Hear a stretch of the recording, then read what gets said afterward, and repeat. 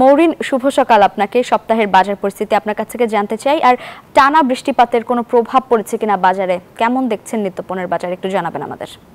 শুভ সকাল লাইবা। আমরা সকাল থেকেই কারওয়ান বাজারে রয়েছি এবং আপনি দেখতে পাচ্ছেন যে বাজার এখনো গোছানোর কাজ চলছে, এখনো বাজার পুরোপুরি গুছিয়ে ওঠেনি। তবে বিক্রেতাদের সাথে কথা বললাম, সেই জায়গা থেকে বলছিলেন যে প্রশ্নটি আপনার ছিল যে বৃষ্টির জন্য, টানা বৃষ্টির জন্য বাজারে কোনো প্রভাব পড়েছে কিনা। অবশ্যই বাজারে প্রভাব পড়েছে এবং প্রত্যেকটি সবজির দামই কিন্তু বেড়েছে। বিক্রেতারা বলছেন টানা বৃষ্টির কারণে অনেক সরবরাহ কমে গেছে। সেই জায়গা থেকে আপনাকে যদি বাজার পরিস্থিতি জানাতে চাই, করলা বিক্রি হচ্ছে 70 টাকা কেজিতে, গাজর 120 টাকা কেজিতে, টমেটো 150 টাকা কেজি, লাউ প্রতি পিস বিক্রি হচ্ছে 70 টাকা কেজিতে, পটল 50 টাকা কেজি, বেগুন মান ভেদে 80 থেকে 100 টাকা কেজি, ঢেঁড়স 60 টাকা কেজি, পেঁপে 30 থেকে 40 টাকা কেজি, মিষ্টি কুমড়া 30 টাকা কেজি, চিচিঙ্গা 70 টাকা কেজি, কাঁচামরিচ 150 টাকা কেজিতে বিক্রি হচ্ছে। এবং সবজির দামের তুলনায় কাঁচামরিচের দাম কিন্তু অনেকটাই বেশি এবং বিক্রেতারা বলছেন যে বৃষ্টিপাত কিছুটা কমলে সবজির দাম অনেকটা নিয়ন্ত্রণে আসবে।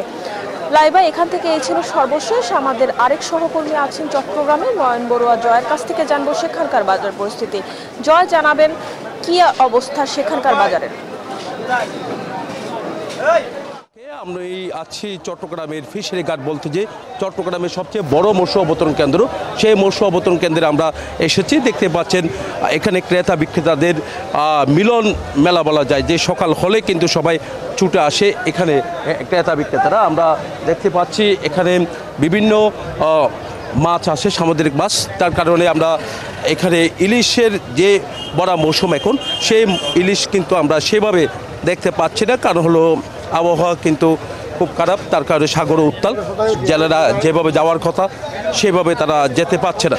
তো ইলিশ আছে, কিন্তু আমরা দেখতে পাচ্ছি ইলিশ ছাড়াও কিন্তু অন্যান্য মাছও কিন্তু এখানে আছে। দেখতে পাচ্ছেন যে কিছু ইলিশ এসেছে তো এখানে, তো ইলিশের দামটা কিন্তু যেভাবে কমার কথা রয়েছে সেভাবে কিন্তু এখনো পর্যন্ত কমেনি। তারা বলছেন যে আরও কয়েক জো আসলে কিন্তু ইলিশের দামটা কিছুটা কমবে বলে তারা মনে করছেন। ইলিশের ঝাঁক কিন্তু ধরা পড়লে কিন্তু ইলিশের দামটা কমবে। কিন্তু আমরা দেখতে পাচ্ছি ছোটো সাইজের ইলিশ, আবার বড় সাইজেরও ইলিশ কিন্তু সাগর থেকে আহরণ করা হচ্ছে। তবে সাগর কিছুটা উত্তাল থাকার কারণে গভীর সমুদ্রে যেখানে মাছ আহরণ করার কথা রয়েছে সেভাবে কিন্তু যেতে পারছে না। দেখতে পাচ্ছেন এখানে হাঁকডাক করছে ইলিশ নিয়ে, কিন্তু হাঁকডাক শুরু হয়েছে, যেহেতু ফিশারি ঘাট হলো বড় মাছের আড়ত, তার কারণে কিন্তু এখানে ছুটে এসেছেন। দেখতে পাচ্ছেন বড় সাইজের যে ইলিশ, সেই ইলিশও কিন্তু আমরা দেখতে পাচ্ছি।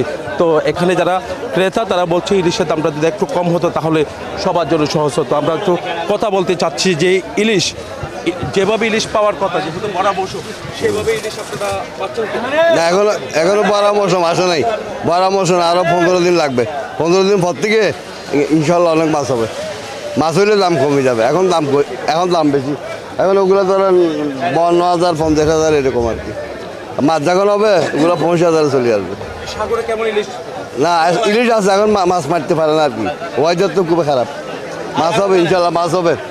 আচ্ছা, যেখানে নিষেধাজ্ঞা ছিল 58 দিন, সেই নিষেধাজ্ঞার কোনো সুফল দেখছেন কিনা? না, সুফল তো হবে আগামীতে, দোয়াতে যখন মাছ হবে সুফল দেখা যাবে, অসুবিধা হবে না, মাছ হবে ইনশাল্লাহ। দেখতে পাচ্ছেন আমরা এতক্ষণ ধরে একটু ইলিশ দেখানোর চেষ্টা করছি। তো ইলিশ যত সময় গড়াচ্ছে তত ইলিশ কিন্তু দেখা যাচ্ছে। আমরা একটু আপনার সাথে কথা বলতে চাচ্ছি, কেমন বাজারে ইলিশ? বাজারে ইলিশ সরবরাহ কম, আবহাওয়া খারাপ, মাঝখানে কিছু মাছ পড়েছিল, ময়ূর উঠছে, কিন্তু দেশীয় মাছ খুব কম এবং সাগরের ট্রলারগুলো ফিশিং করতে পারতেছে না আবহাওয়ার কারণে। অনেক ধন্যবাদ। এই ছিল আমার এখানকার সর্বশেষ। ফিরে যাচ্ছি স্টুডিওতে আপনার কাছে। বান্ডেল থাকলে প্রতি সেনমানিতে টাকা বাঁচবে। বিকাশ সেনমানি বান্ডেল কিনে জিতুন প্রতি লেনদেনে।